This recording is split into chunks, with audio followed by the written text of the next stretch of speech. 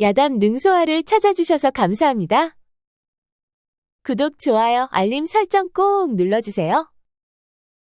옛날 지방의 어느 마을에 동백이라는 소녀가 살았습니다. 그녀의 아버지는 어려서부터 동백이에게 글을 가르쳐 주었지요. 그리고 동백이 11세가 되던 해 그는 지병으로 마지막 유언을 남겼습니다. 여보 동백아, 이 애비가 너무 미안하구나. 아버지 그런 말씀 마시어요. 어서 후를 털고 일어나셔야지요. 아버지는 병석에 누워 한 손엔 부인의 손을, 한 손에는 동백의 손을 잡았습니다. 내가 죽고 몇 년이 지나면 한양에서 큰 어른이 내려올 것이다. 그럼 동백이는 그 어른을 따라가거라. 그것만에 내가 살 길이다. 그리고 너는 험난 길이 열릴 것인데 절대 포기하면 안 되느니라. 아버지는 마지막 유언을 남기고 세상을 떠났습니다. 아버지를 잃은 모녀는 슬픔에 가득 찼지요. 한편 그 시기 조정에는 3명의 정승이 있었습니다. 그 중에 황정승은 욕심이 없고 청렴하기로 소문난 정승이었지요. 어느 날 황정승이 지방의 장터를 지나가고 있었습니다. 그런데 장터 초입에서 자리를 깔고 떡 파는 모녀를 보게 되었지요. 그런데 딸로 보이는 처녀의 관상이 보통 관상이 아니었습니다. 어허, 저 처녀의 관상이 보통이 아니렸다. 이런 시골에 저런 관상을 가진 처녀가 있다니 참으로 기이한 일이로다. 황정승은 처녀의 관상을 가까이서 보려고 말에서 내려 떡 파는 모녀에게 다가갔습니다. 백설기떡이 참으로 맛있어 보이는구려. 그래, 이 떡은 얼마요? 2푼이요. 새벽에 가져온 떡이라 따뜻합니다요. 황정승은 떡을 묻고는 있었지만 그의 눈은 처녀를 향해 있었지요. 헌데 가까이에서 본 그녀의 얼굴은 까무잡잡했지만 얼굴에 윤기가 흘렀습니다. 넓고 살짝 앞으로 나온 이마는 그녀가 하늘의 기운을 타고났음을 말해주고 있었지요. 코와 입턱의 모습이 모두 넉넉하고 눈빛은 총기가 있어 보였습니다. 그럼 이 떡을 모두 사면 얼마요? 그럼 6냥인데 단냥만 내시오. 알겠소. 이 떡을 내가 모두 사리다. 황정승은 옷소매에서 단량을 꺼내 어머니에게 주었습니다. 그런데 무슨 떡을 이리도 많이 사는 것이요? 누구에게 줄 사람이 있어 그렇소. 그런데 옆에 처녀는 부인의 딸이요. 그렇습니다만 그렇구려. 아가, 너는 이름이 무엇이냐? 동백이라 합니다. 올해 나이는 몇이냐? 13세입니다. 그래, 내가 할 줄 아는 게 뭐가 있느냐? 읽고 쓸 줄 압니다. 글을 안다. 그런데 글은 어찌하여 배웠느냐? 여인도 글을 아는 게 좋을 것 같아 공부했습니다. 황정승이 보기에 이 처녀는 스스로 자신의 운명을 개척해가고 있었습니다. 그 시대의 여인들이 글을 배운다는 것은 쉽지가 않은 일이었지요. 그렇구나. 내가 산 이 떡을 내게 주마. 너는 이 떡으로 무엇을 하겠느냐? 초면에 이 많은 떡을 제게 주시는 이유가 무엇인지요? 처음엔 이 떡을 집으로 가져가 먹으려 했다. 헌데 지금 내 마음이 바뀌었다. 그래서 내게 주는 것이다. 이해는 되지 않으나 감사합니다. 황정승은 자리에서 일어나 말 타고 장터 쪽으로 사라졌습니다. 참 희한한 사람도 다 있구나. 그런데 이제 이 떡은 내 떡인데 어떡할 거니? 이 떡은 거린촌에 주었음에요. 내 떡이니 내 뜻대로 하거라. 동백은 떡을 이고 가 거린촌 사람들에게 떡을 건네주었습니다. 아니, 오늘은 떡이 왜 이렇게 많아? 어떤 손님이 사주셨어요. 아, 그래. 누구인지 몰라도 참으로 고맙구나. 매번 떡을 가져다 주어서 참말로 고마웠는데 오늘은 잔치라도 벌여야겠구만. 동백과 어머니는 팔고 남은 떡을 거린촌에 가져다 주곤 했었지요. 그런데 오늘은 황정승 덕분에 떡을 통째로 가져다 줄 수 있었습니다. 그런데 그런 모습을 멀찍이서 황정승이 숨어서 보고 있었지요. 심성까지 참으로 곱구나.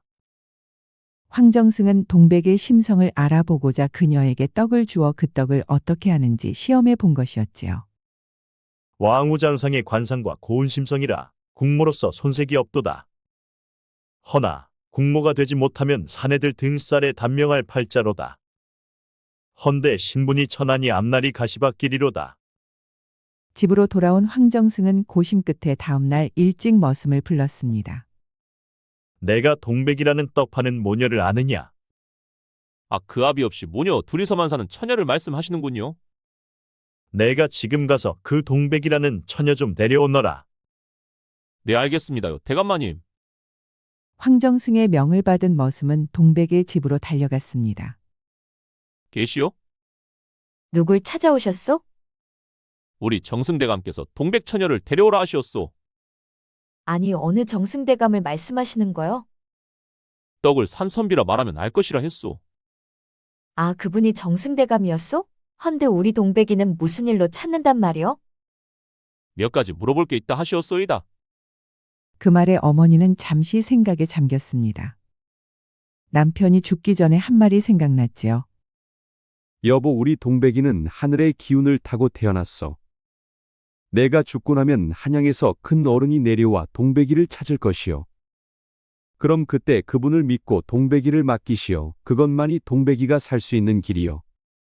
알겠소. 잠시만 기다려 주시오. 어머니는 동백이를 깨끗이 씻기고 깨끗한 옷으로 갈아입혔습니다. 동백아, 내 말 잘 듣거라. 어제 우리에게서 떡을 모두 산 분이 정승대감이시란다. 아버지 유언대로 한양에서 내려오신 어르신이 내게 물을 게 있다 하시니 가서 성심성의껏 답하거라. 네, 알겠어요, 어머니. 동백은 머슴을 따라 황정승이 머무는 집으로 향했습니다. 어머니는 동백의 뒷모습을 보면서 옷소매로 눈물을 닦았지요. 대감마님 본부대로 동백 처녀를 데려왔습니다요. 이리 들라 하라. 동백은 신발을 벗고 황정승이 있는 사랑채로 들어갔습니다. 그리고 황정승에게 큰절을 하였지요. 동백이라 합니다. 그런데 어찌 절 찾으셨는지요? 내게 몇 가지 물어볼 게 있어 불렀느니라. 내가 그를 안다 하였으니 내가 묻는 말에 한번 답해보거라. 황정승은 동백에 대하여 더 많은 것을 알고 싶었습니다. 어제는 심성을 시험해 보았으니 오늘은 그녀의 지혜와 총기를 알아볼 심산이었지요. 만일 좁은 길에 두 수레가 마주 섰거든 어느 쪽이 먼저 비켜야 하겠느냐? 동백은 잠시 생각하는 듯 하더니 이내 공손히 대답했지요. 무겁고 큰 수레는 비키기 어려우니 작은 수레가 먼저 비켜야 합니다. 하지만 큰 수레가 먼저 비켜준다면 더 큰 도량이 드러나 사람들로부터 덕망을 얻겠지요. 동백의 말에 황정승은 속으로 크게 감탄했습니다. 단순한 정답을 넘어 이치와 덕까지 아우른 답을 내놓았기 때문이었지요. 그녀는 황정승이 묻는 질문의 의도를 정확히 꿰뚫어 보고 있는 듯 했습니다. 그럼 이번 문제도 한번 맞춰보거라. 만일 나라의 곡식은 넉넉한데 백성이 굶주린다면 그 까닭은 무엇이겠느냐? 재물이 아무리 많아도 나누지 않으면 빈곤은 사라지지 않습니다. 나라의 국가는 채워져 있으나 백성이 굶주린다면 이는 권세 잡은 자의 마음이 가난해서 생기는 것입니다. 그럼 어찌하면 좋겠느냐? 하루 세 끼 굶는 자들에게는 두 끼를 주고 하루 두 끼를 굶는 자들에게는 한 끼를 주어야 합니다. 허면 그들은 다음에 더 많은 곡식을 추수해 그들의 삶은 안정될 것이며 나라의 국가는 더 많은 곡식들로 가득 찰 것입니다. 동백의 말에 황정승은 비로소 만족한 듯 입가에 미소를 띄웠습니다. 과연 총기와 지혜까지 겸비했구나. 황정승은 그 자리에서 일어나 동백에게 넙죽 엎드리며 큰절을 하였습니다. 그러자 동백은 깜짝 놀랐지요. 아니 갑자기 왜 그러시는지요? 너는 왕우장상의 관상을 타고 났느니라. 장차 이 나라 조선의 국모가 될 몸이란다. 그 말씀이 무슨 의미인지요? 너는 이 나라 조선의 왕후가 될 운명을 타고났다. 황정승의 말에 동백이 크게 놀라자 그는 침착하게 설명해 주었습니다. 너는 장차 왕후가 될 제목으로 하늘의 기운을 타고났단다. 내가 여인으로 태어나 어려서부터 글 공부를 한 것도 바로 내 운명 때문이었느니라. 헌데 공교롭게도 너는 평민의 신분으로 태어났구나. 이는 앞으로 내가 넘어야 할 산이 많다는 것이며 국모가 되기까지 많은 인내와 고통을 견뎌내야 한다는 말이다. 그럼 저는 앞으로 어찌해야 하는지요? 우선 한양에 있는 내 집에 들어와 1년간 종살이를 하거라. 그 후엔 너를 내 양녀로 삼아 세자빈으로 만들 것이다. 그럼 목적은 양녀를 거쳐 세자빈이 되는 것인데 1년간의 종살이는 어떤 이유에서인지요? 내 너를 처음부터 양녀로 들이면 내 처와 딸들이 너를 바깥에서 외도하여 낳은 자식으로 오인하여 너를 가만두지 않을 것이다. 그리 되면 세자빈으로 널 천거하기도 전에 내가 스스로 먼저 포기할 수도 있을 것이야. 그런 깊은 뜻이 있었군요. 그런데 정말 제가 세자빈이 될 수 있을까요? 그것은 너 하기에 달려있다. 하늘이 내게 길을 열어주었다고는 하나 내가 견디고 노력하지 않으면 불가능하다. 내가 세자빈이 되어 공모가 되기까지는 험난한 여정이 될 것이야. 그래도 한번 해보겠느냐? 제 어머님과 상의해보고 내일 중으로 확답을 드리겠습니다. 동백은 집으로 돌아와 황정승이 말한 내용을 어머니에게 말해 주었습니다. 아니, 그게 정말이니? 어머니는 깜짝 놀란 표정을 지으며 동백을 가슴으로 꼭 안았습니다. 그녀의 눈에서는 눈물이 글썽였지요. 널 가졌을 때 봉황이 날아와 내 품속으로 들어오는 꿈을 꾸었단다. 이제 너의 운명이 시작되려나 보다. 내 아버지도 내가 훗날 큰 인물이 될 것이라 했었단다. 어머니는 하나밖에 없는 딸을 황정승에게 보내기로 마음먹었습니다. 이제 딸의 운명에 따라 그녀를 품에서 놔줘야 할 때라고 생각했지요. 그래 가서 잘하거라. 그리고 건강해야 하느니라. 싫어요, 어머니. 저는 어머니 곁에서 함께 살고 싶어요. 그건 안 된단다. 누구나 시집가면 친정과는 연을 끊는 것이란다.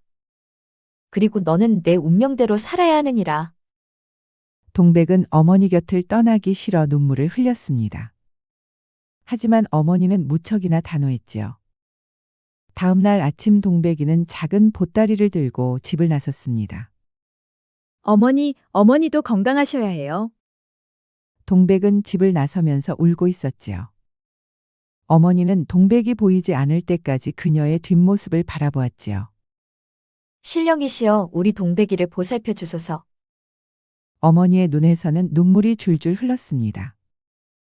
동백이 대가집에 들어서니 황정승이 마당을 거닐고 있었지요. 그래 결심을 한 모양이구나. 어서 오너라. 네, 어르신. 이제부터 마음 단단히 먹고 준비해야 하느니라. 내게는 쉽지는 않은 길일 게다. 허나 내 운명을 믿고 견뎌야 하느니라. 네, 어르신. 황정승은 지방의 일이 끝나자 동백을 데리고 한양으로 올라갔습니다. 이제 동백의 험난한 여정이 시작된 것이지요. 한양 황정승의 집은 넓은 기와집에 깔끔하게 정돈이 잘 되어 있었습니다. 어서 오시오, 영감. 어서 와요, 아버지. 그런데 데리고 온 이 아이는 누구요? 이 아이는 앞으로 여종으로 일할 아이요. 내 서재를 청소하고 먹가는 일을 할 것이요. 황정승의 안부인은 동백을 탐탁치 않은 눈으로 흘겨보았습니다. 이복의 허서방, 이 아이에게 방을 하나 내주고 밤마다 방에 불도 넣어주거라. 알겠습니다요, 대감. 이복이 어서 날 따라오시게. 허서방은 동백을 데리고 가서 숙소를 안내해 주었습니다. 자네는 앞으로 이 방을 쓰시게. 첫날은 내가 방에 불을 넣어줄 것이나 앞으로는 자네가 직접 해야 하네. 네, 알겠습니다. 동백은 여종의 숙소에 짐을 풀고 한양에서의 새로운 삶이 시작되었지요. 그런데 안채에서는 황정승의 부인과 딸들이 모여 동백에 대한 말들이 많았습니다. 그런데 어머니, 아버지가 데려온 여종 말이어요. 왜 그년에게는 서재 청소나 먹을 가는 쉬운 일만 시킨대요? 글쎄다, 처음부터 쉬운 일만 시키면 못된 버릇만 생길 것인데 왜 그리 하는지 나도 잘 모르겠구나. 혹시 아버지가 밖에서 외도했거나 우리도 모르는 후첩의 소실이 아닐까요? 내 말을 듣고 보니 그럴 수도 있을 것 같다. 그러니 저리 싸고 도는 것일 게지. 황정승은 장차 왕후가 될 몸이라 쉬운 일을 골라 역할을 주었지만 안부인과 딸들은 그런 배려 때문에 그녀를 의심하였지요. 동백은 아침 일찍 일어나 서재 청소를 시작했습니다. 그리고 흩어진 책들을 모아 깔끔하게 정리를 했지요. 그러자 잠시 후 황정승이 서재로 들어왔습니다. 어제 내가 보던 책이 안 보이는구나. 어디에 두었느냐? 책들이 찾기 어렵게 되어 있어 왼쪽부터 부수별로 정리해 두었습니다. 그렇구나. 그리 해놓으니 찾기가 훨 수월하다. 황정승은 시키지 않아도 알아서 책들을 찾기 쉽게 정리해 놓은 것을 보고 속으로 감탄했습니다. 그녀는 잘못을 바로 잡을 수 있는 능력을 가지고 있었지요. 그리고 너는 틈나는 대로 이 책들을 보거라. 이것은 내운과 규합 총서이고 가래와 국조 오래 등도 익혀 놓아야 하느니라. 알겠습니다. 동백은 서재에서 황정승의 먹을 갈며 틈틈이 책을 보았습니다. 왕실의 법도와 중궁전에서 반드시 알아야 할 것들을 책을 통해 열심히 공부했지요. 그런데 새로운 여종이 하루 종일 서재에서 황정승 곁에 붙어있자 안부인과 딸들은 의구심만 더욱 커져만 갔습니다. 어머니, 이건 뭔가 이상하지 않아요? 어째 아버지는 전현과 하루 종일 서재에만 있단 말이요? 혹시 우리 아버지가 저 종년하고 바람난 거 아닐까요? 아직 확인된 것은 없으니 일단 좀 더 지켜보자꾸나. 안부인과 딸들은 새로 들어온 동백이 때문에 촉각을 곤두세우고 있었습니다. 그런데 동백이 서재로 한번 들어가면 해질 때가 되어서야 나오곤 했지요. 어느 날 황정승이 대궐에 입궁하고 자리에 엎자 안부인이 동백을 불렀습니다. 너는 하루 종일 서재에서 무엇하는 것이냐? 대감께 책도 찾아주고 먹도 갈아드립니다. 아니 무슨 놈의 먹을 하루 종일 간단 말이냐? 먹을 갈고 한 시즌이 지나면 먹물이 말라 쓸 수가 없지요. 그러니 수시로 갈아주어야 합니다. 그렇다면 먹을 갈고 나와서 다른 일을 하다가 한 시즌 후에 다시 들어가서 먹을 갈면 되지 않겠느냐? 대감께서 책을 다 보시면 다른 책을 찾으시니 내가 곁에 있다가 원하시는 책을 찾아드리고 있지요. 아니, 그럼 내가 글을 읽을 줄 안단 말이냐? 그렇습니다. 동백이 그를 안다는 말에 안부인과 딸은 깜짝 놀라 서로의 얼굴을 바라보았습니다. 아니 내가 여종이면 여종답게 굴 것이지 어찌 양반도 하지 않는 글 공부를 했단 말이냐. 저는 어려서부터 아버님께 글을 배웠습니다. 할 말을 잃은 안부인은 동백을 향해 대놓고 물어보았습니다. 혹시 내 아비가 정승대감은 아니더냐? 어디서 숨겨놓았던 딸자식이 아니냔 말이다. 정승대감과 저는 피 한 방울 섞이지 않았습니다. 그 말을 어찌 믿는단 말이냐? 내가 아버지의 숨겨놓은 딸이 아니고서야 어째 특혜를 받을 수 있단 말이냐? 안부인과 딸이 동백을 잡고 캐물으며 겁도 주었지만 동백은 눈 하나 깜박을 하지 않았습니다. 잠시 후 동백이 나가고 두 모녀는 동백에 대해서 뒷이야기를 나누었지요. 어머니 보셨어요? 전현이 여종 주제에 눈 하나 까딱하지 않는 것을. 마치 우리를 전혀 무서워하지 않는 것 같았어요. 그러게 말이다. 양반인 상전을 전혀 무서워하지 않는 눈치더구나. 안부인과 딸은 동백을 의심하며 그녀를 괴롭혀 내쫓기로 마음을 먹었습니다. 어머니, 저 종년이 보통이 아니에요. 우리도 하지 않는 글 공부를 어찌 종년이 했단 말이요? 그러게나 말이다. 종년 주제에 분수에 넘치는구나. 아버지가 없을 때 저 계집의 민낯을 드러내 쫓아내야겠다. 그날부터 안부인과 딸은 동백을 불러 온갖 허드렛 일을 시켰습니다. 한겨울에 냇가로 보내 빨래를 시켰고 추운 겨울에 장독대를 닦게 하였습니다. 하루 종일 차가운 바깥에서 쉬지 않고 일을 시켰지요. 여종이면 여종답게 살아야지 내가 글 좀 안다고 차별 대우를 받아서야 되겠느냐? 지금 당장 가서 내 옷 이불을 벗겨 빨아오거라. 네, 알겠습니다.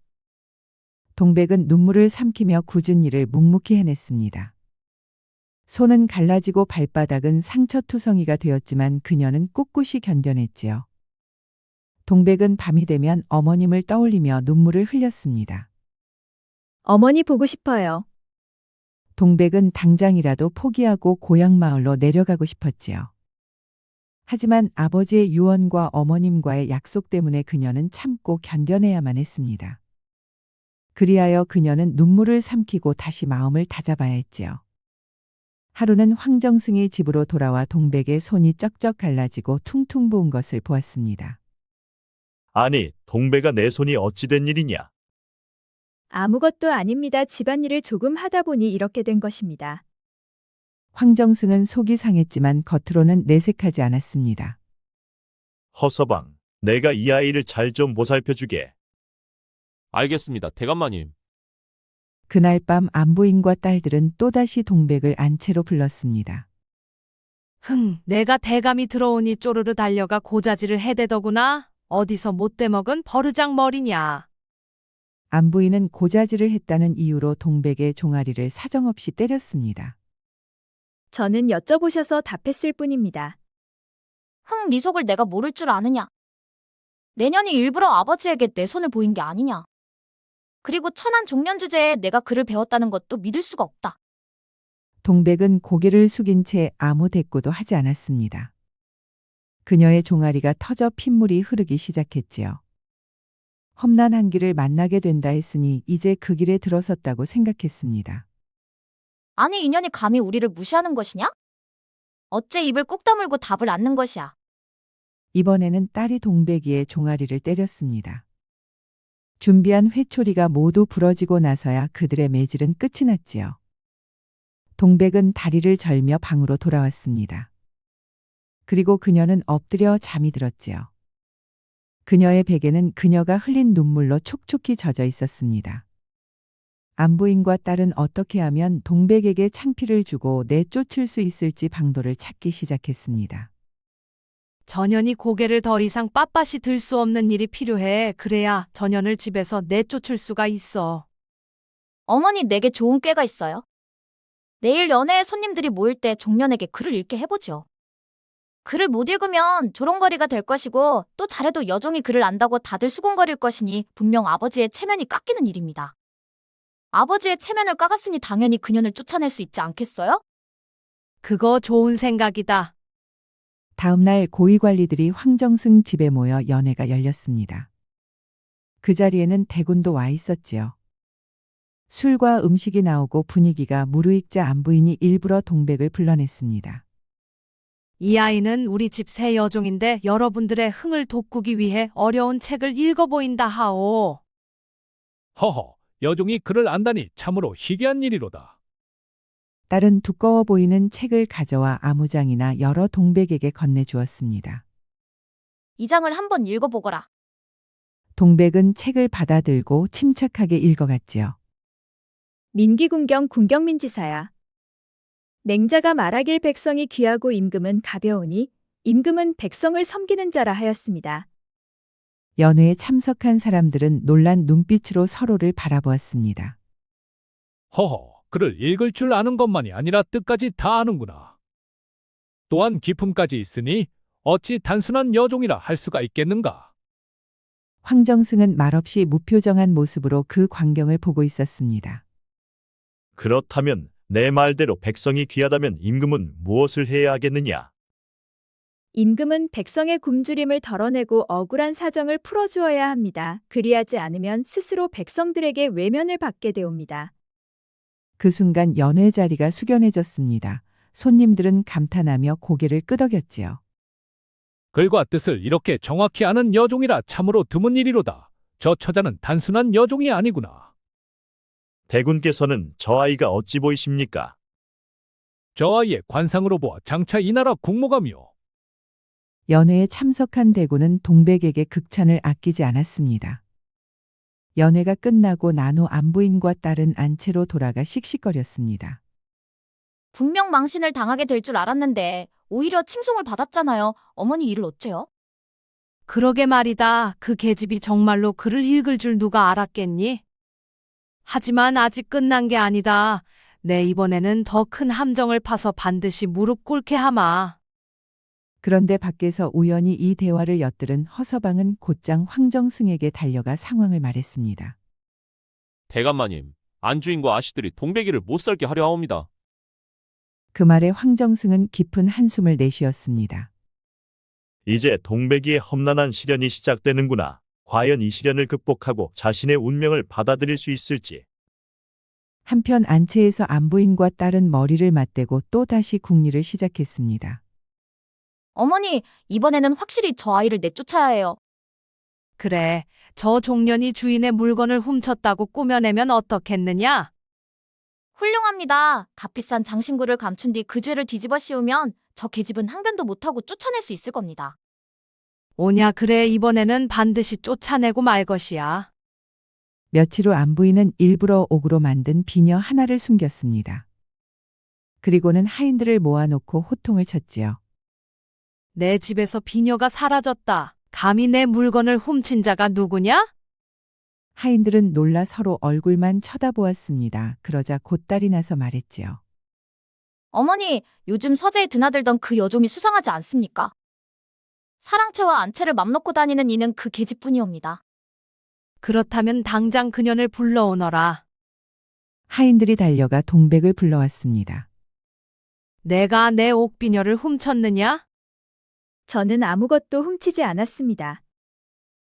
그렇다면 내 방을 수색해도 되겠느냐? 그렇게 하시지요. 안부인과 딸이 다른 하인들을 시켜 동백의 방을 샅샅이 뒤졌습니다. 아니 그런데 놀랍게도 이불 속에서 사라진 안부인의 옥비녀가 나오는 게 아니겠습니까? 역시 내 짓이었구나. 감히 여종 주제의 주인의 물건을 훔치다니 당장 내쫓아야 합니다. 하인들도 술렁거리기 시작했습니다. 동백이 마님의 옥비녀를 훔쳤다는 사실에 모두가 놀랐지요. 하지만 동백은 차분히 고개 들고 말했습니다. 저는 절대 훔치지 않았습니다. 뭔가 착오가 있었던 것 같습니다. 감히 내 물건을 훔치다니 내년을 일벌백계로 삼을 것이다. 여봐라, 이년을 당장 멍석마리를 하거라. 하인들은 동백을 멍석마리했습니다. 그리고 몽둥이로 사정없이 내리쳤지요. 동백은 입술을 깨물고 고통을 참았습니다. 그런데 그때 황정승이 집으로 돌아왔지요. 이게 다 무슨 일이요? 영감 이년이 내 옥비녀를 훔쳤소. 해서 일벌백계를 삼는 중이요. 그 말이 맞느냐, 동백아? 저는 결코 훔치지 않았습니다. 옥비녀가 어떻게 제 방에서 나왔는지 저도 의문입니다. 황정승은 잠시 눈을 감고 생각했습니다. 그리고 멍석에 말려있는 동백을 꺼내주었지요. 그렇다면 둘 중 한 사람은 거짓말을 하고 있구려. 이보거라, 허서방 내가 본 것을 말해보거라. 예, 대감마님. 제가 본 것은 동백의 방에서 옥비녀가 나오기 전에 아씨께서 먼저 동백의 방에 들어갔다가 나오는 것을 보았습니다.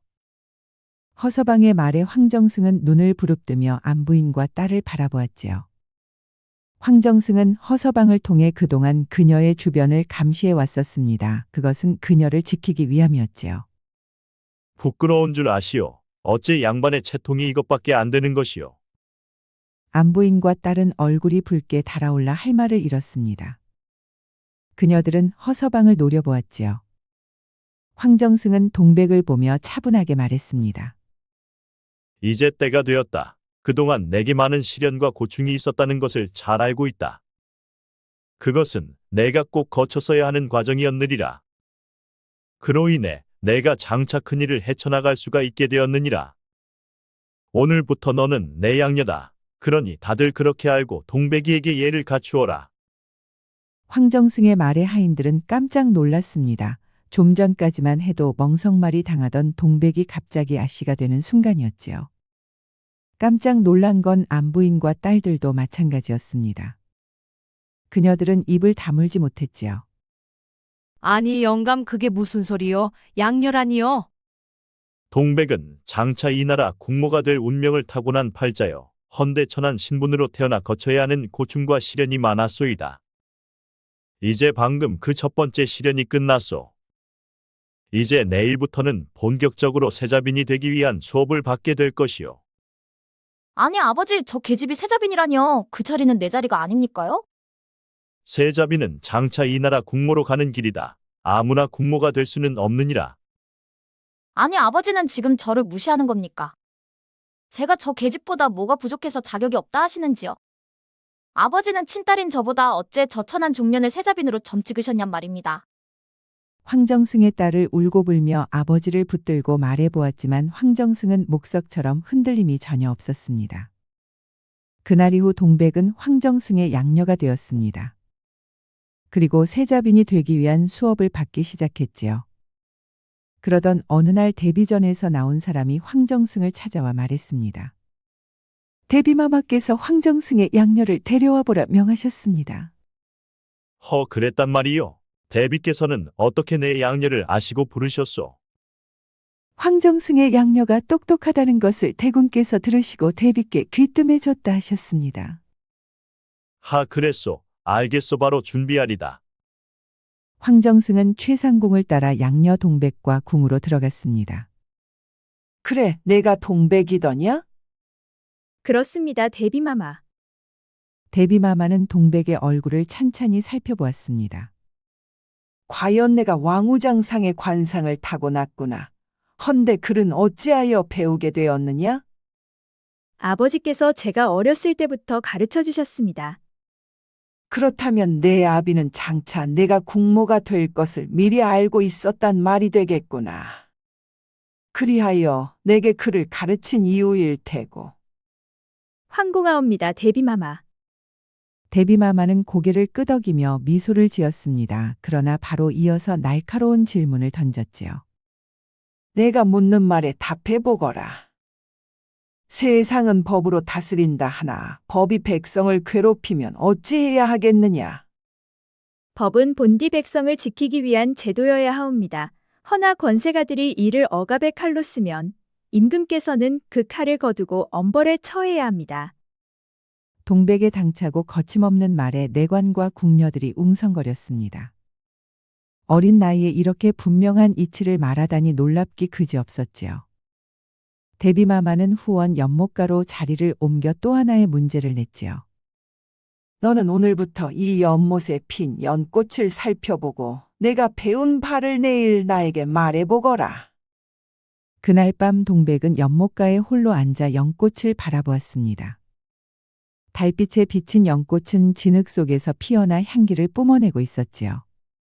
흙은 탁하되 꽃은 맑구나. 이는 사람도 신분이 낮다 하나 마음이 곧으면 군자의 도를 이룰 수 있음을 말하는 것이리라. 동백은 대비마마의 의중이 무엇인지를 생각하며 연꽃을 바라보았지요. 그리고 다음날 아침 동백은 대비마마 앞에 다시 섰습니다. 그래, 연꽃을 보고 무엇을 깨달았느냐? 연꽃은 진흙 속에서 피어나되 그 빛깔은 더럽히지 아니하옵니다. 이는 곧 사람 또한 천한 곳에 태어났다 하여도 마음을 곧게 지키면 맑고 향기로운 삶을 살 수 있음을 가르쳐 줍니다. 대비마마는 크게 웃으며 자리에서 일어나 동백의 손을 직접 잡았습니다. 과연 하늘이 내린 아이로다. 너 같은 덕성과 지혜가 있다면 훗날 국모로서 손색이 없으리라. 대비마마의 반응을 본 궁녀들과 내관들은 수군거리기 시작했습니다. 저 아씨는 보통이 아니야. 곧 세자빈 간택이 있을 것인데 분명 큰 바람을 일으킬 게야. 그러게 어쩜 저리 똑똑할 수가. 헌데 들었니? 저 아씨도 태생은 우리와 같다는 거. 정말? 그렇다면 저 아씨도 평민 출신이야? 쉿, 함부로 말하면 안 돼. 실은 저 아씨도 우리와 같은 평민 출신이야. 황정승께서 양녀로 들였다지? 우리 같은 평민 출신이 이 나라 국모가 된다면 얼마나 좋을까. 그럼 우리 신분도 무시할 수 없는 거잖아. 그 일이 있고 얼마 후 궁에서는 세자빈 간택이 시작되었습니다. 전국에 내노라 하는 대가집 교수들이 모여들었지요. 그리고 첫 번째로 얼굴과 체격 그리고 건강 상태를 점검했습니다. 그 과정에서 반은 탈락했지요. 몸에 상처가 있거나 이가 고르지 못하고 건강 상태가 좋지 못하면 모두 탈락되었습니다. 그리고 두 번째로는 글짓기 시험이 펼쳐졌지요. 글을 모르거나 글짓는 솜씨가 형편없으면 가차없이 탈락되었습니다. 그렇게 2차 시험을 통과한 사람은 10명 남짓이 되었습니다. 그리고 세 번째, 네 번째 시험을 거쳐 최종적으로 3명의 후보가 대비마마의 시험을 받게 되었지요. 만일 임금께서 큰 전쟁을 일으키려 하시는데 백성들은 이미 세금과 부역으로 지쳐 있다면 중전은 어떻게 해야 하겠느냐? 대비마마의 질문에 후보들은 모두 난처한 표정이었지요. 임금의 뜻을 거스를 수는 없으니 그저 백성들을 달래며 따르게 해야 하옵니다. 임금께 충성을 다해 전쟁을 준비하도록 돕는 것이 중전의 도리라 사료됩니다. 후보들의 답변에 대비마마의 눈빛은 차갑게 변했습니다. 이윽고 동백의 차례가 되었지요. 마마, 임금은 하늘의 아들이시나 백성은 곧 하늘의 뜻을 담은 그릇이옵니다. 백성이 고통받는데 전쟁을 강행하면 이는 임금의 군대가 아니라 임금을 원망하는 무리를 이끌게 되는 것입니다. 중전은 임금의 곁에서 백성의 목소리를 전해줘야 합니다. 저는 먼저 백성의 원성과 피폐한 삶을 알리고 전쟁 대신 나라를 부강하게 할 다른 길을 찾아야 한다 간언하겠습니다. 백성이 웃으면 나라는 흥하고 백성이 울면 나라는 망하기 때문이옵니다. 대비마마는 동백의 말을 듣고 눈시울이 젖었습니다. 옳다. 중전은 단지 임금의 곁을 지키는 자가 아니라 임금이 백성을 바르게 보도록 도와야 한다. 이것이 진정한 내존이라. 헌데 내가 바로 그 도리를 아는구나. 대전은 숙연해졌고 다른 교수들은 감히 고개를 들지 못했지요. 모든 시험이 끝나고 며칠 후 동백은 데비전으로 불려갔습니다. 데비마마는 온화한 미소를 지으며 그녀를 맞이했지요. 어서 오너라 동백아. 모든 시험을 거쳐 마침내 내가 세자빈으로 선택되었느니라. 동백은 데비마마에게 큰 절을 올렸습니다. 부족한 소녀가 간택되어 송구할 따름이옵니다. 겸손한 마음이야말로 큰 덕의 시작이다. 내가 보여준 지혜와 도량 그리고 백성을 위하는 그 뜻은 이미 하늘이 내린 바와 같았다. 그러니 부디 두려워 말고 내 운명을 받아들이거라. 동백은 그 순간 눈시울이 뜨거웠습니다. 아버지의 마지막 유언이 떠올랐지요. 아버지의 말씀대로 저는 결코 물러서지 않고 백성과 임금을 함께 섬기는 공모가 되겠습니다. 데비마마는 직접 동백의 손을 잡아 일으켜 세웠습니다. 방 안에 있던 상궁들과 내관들이 일제히 무릎을 꿇고 선택된 세자빈을 향해 머리를 숙였지요.